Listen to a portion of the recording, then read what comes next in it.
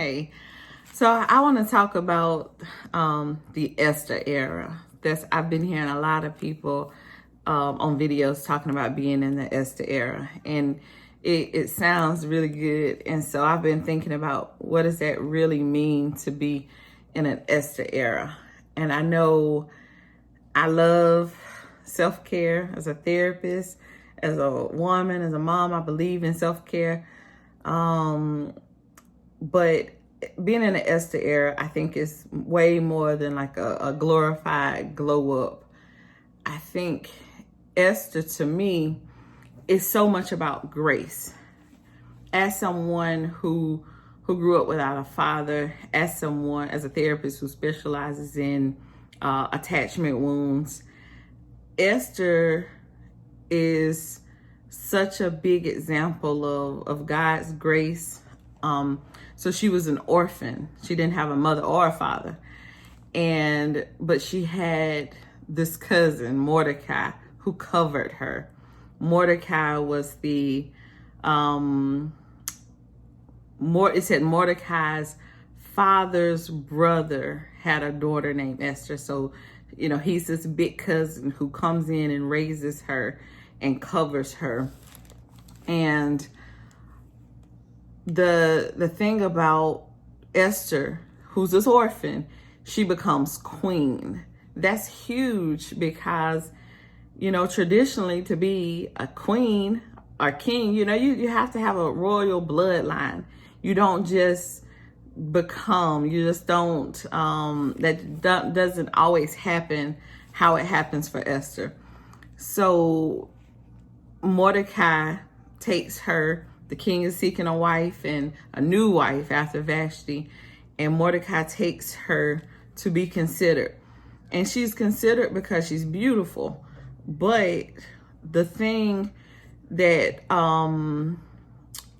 that we can miss is that Mordecai was putting her in position on purpose because he knew of something that was coming. And how did he know this? He had a dream where things had been revealed to him. Now, this is not found in the King James Bible, and I want to show y'all the Bible that I'm using. This is an annotated Bible. It's the New Oxford Annotated Bible, 3rd edition. This is the Bible when I was in undergrad. I have a minor in religion, and this was the Bible that we had to have for a class. And I love King James. I don't always use this Bible, but I do want to read just a portion where it talks about Mordecai's dream. And you can find this online, and you can look at this dream. So again, not in the King James. This is just an added text that's in the annotated Bible. And it begins by talking about Mordecai.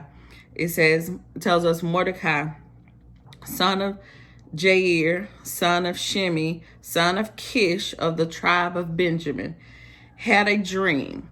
He was a Jew living in the city of Susa, a great man serving in the court of the king.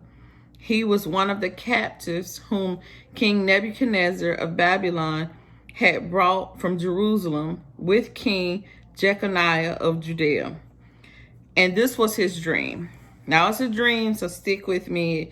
It's a dream. It's not always easy to understand. A dream you usually have to think about and figure it out. So this is the dream.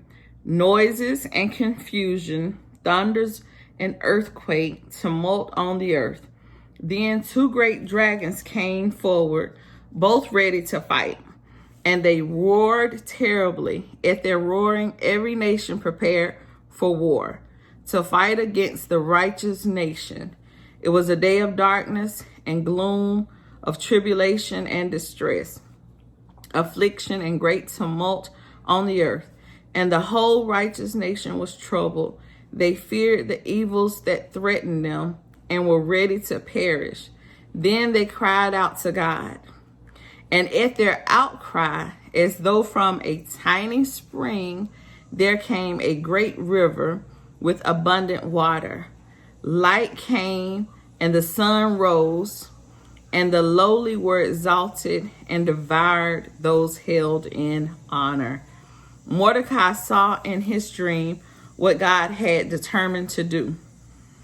And after he awoke, he had it on his mind, seeking all day to understand it in every detail.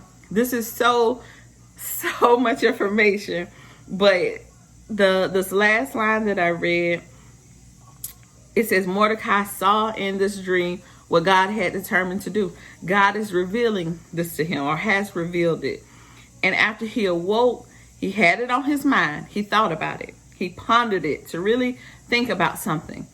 Seeking all day, not just for a minute. He's seeking all day to understand it in every detail. This is why I write my dreams down. And if you have dreams, I encourage you, keep your notepad and your pen beside your bed, or if you want to make a note in your phone. But as soon as you get up in the morning, don't leave out details, because you'll think the details aren't important, but a lot of times those details, it's just everything.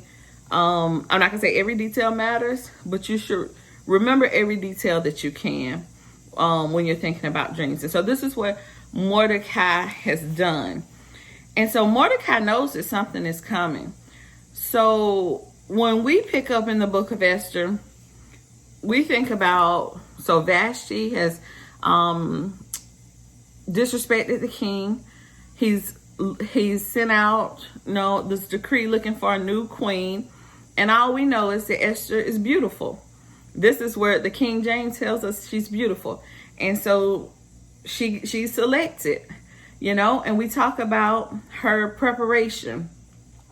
It's a 12-month period of preparation, right? So you have the 12 months of oil of myrrh, and then you have, 6 months of oil of myrrh, and then 6 months of spices and ointments. So this is her preparation. So that's why I say we have to be careful that we're not just talking about like a glow up. We're not just putting on lotions and potions and preparing in that way, because Esther's real preparation began with Mordecai's dream. That's the backstory. That's the part that the King James has left out, but then this annotated is giving us this additional information. And so Mordecai knows something is about to happen to his people. He knows that there's a battle coming. And so what is that? The Jewish people are about to be persecuted, right? Think about the book of Esther. Think about everything.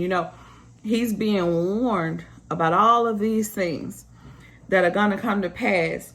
And so he takes Esther, and Esther has to be listening to him, right? She obviously, all we know is that she goes to the king. It doesn't say if she wanted to or not. It says she goes. And then later on, when Mordecai comes to her and say, you have to go to the king, you need to go speak to the king, because our people are going to perish if you don't. And Esther, she really doesn't want to do it. She doesn't say, okay, yes, I will go. She says, I can't go before the king if he doesn't call me. If he hasn't summoned me, then I can be killed. And he says, you have to do this. And she says, okay, well, have the people fast and I'll go. She said, if I perish, I perish.